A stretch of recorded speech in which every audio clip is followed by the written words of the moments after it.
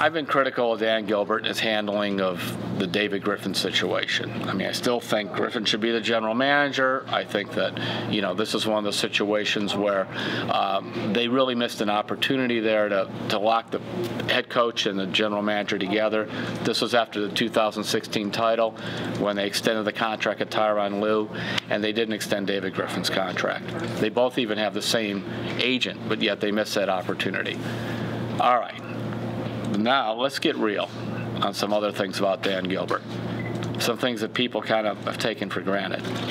Right now, Dan Gilbert, between $130 million payroll and $70 million in luxury taxes, is going to have a $200 million payroll. I'm going to say that again. A $200 million payroll for this upcoming season.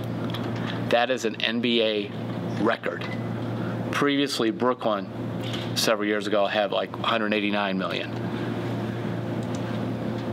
So when it comes to looking at Dan Gilbert, and clearly he could be very difficult to work for if you're a general manager, the other thing that we need to keep in mind is this guy's been, from the moment he brought LeBron-James back, he promised to write checks, spend money, and try to win a title. And I will say, he spent money, wrote check upon check upon check.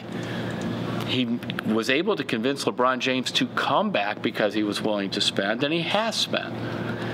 And right now, even when they, for example, when they signed Cedi Osman, the rookie from Turkey,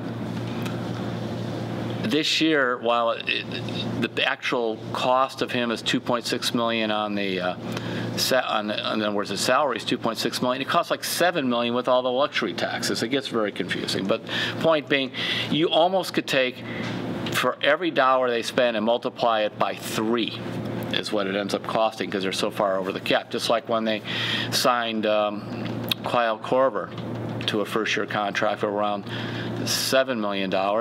It's more like $21 million for this year for Korver.